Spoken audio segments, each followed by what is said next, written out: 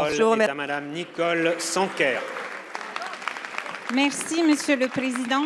Je souhaite avant tout, au nom de notre groupe, féliciter l'équipe de France pour cette belle victoire et ce titre suprême de champion et la remercier de nous avoir fait vibrer par-delà les océans.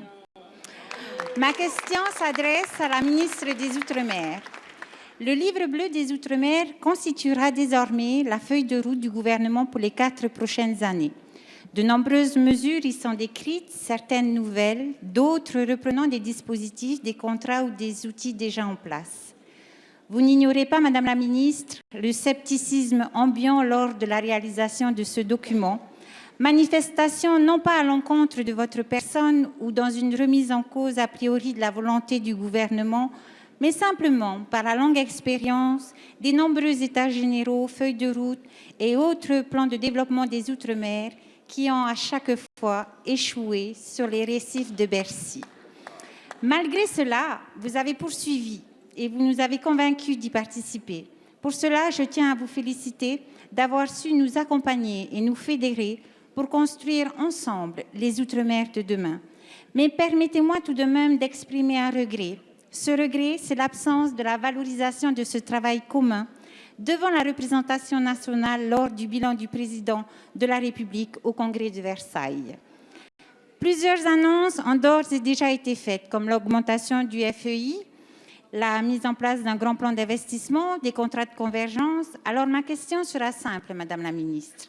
Les mesures prévues dans ce projet destiné aux Outre-mer seront-elles dotées des moyens financiers qu'ils supposent et que l'État mettra en place dès la prochaine loi de finances pour l'exercice 2019, ce qu'espèrent évidemment les responsables de toutes les collectivités d'outre-mer, ou s'agira-t-il, comme on a pu le constater par le passé, de redéploiement de crédits au sein du budget de l'outre-mer?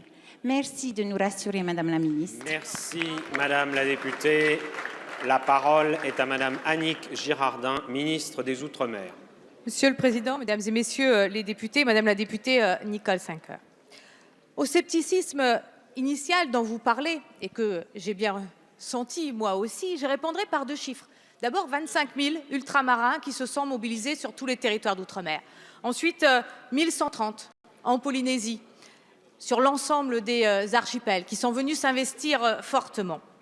Alors, je tiens ici à réaffirmer que le livre bleu n'est pas un catalogue d'annonces non financées, c'est une dynamique nouvelle, c'est une voie ouverte à des solutions innovantes. C'est aussi une méthode de co-construction. Je vous rassure, les assises se traduiront dans le PLF 2019 par une augmentation des moyens du ministère des Outre-mer et vous serez appelés à en débattre ici, bien sûr, et je l'espère, à le voter. Le plafond de crédit qui a été présenté le 12 juillet dernier dans le cadre du débat d'orientation des finances publiques ne tient pas compte de ces moyens nouveaux.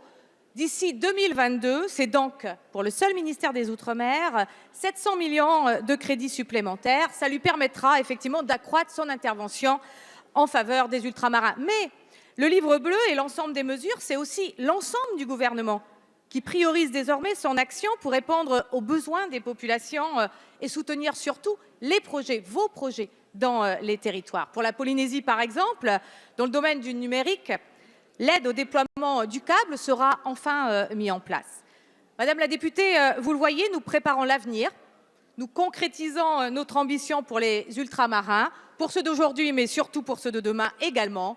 Gouvernement, collectivités, élus, citoyens, entrepreneurs, c'est ensemble que nous emprunterons le chemin du livre bleu. Merci, Madame la Ministre.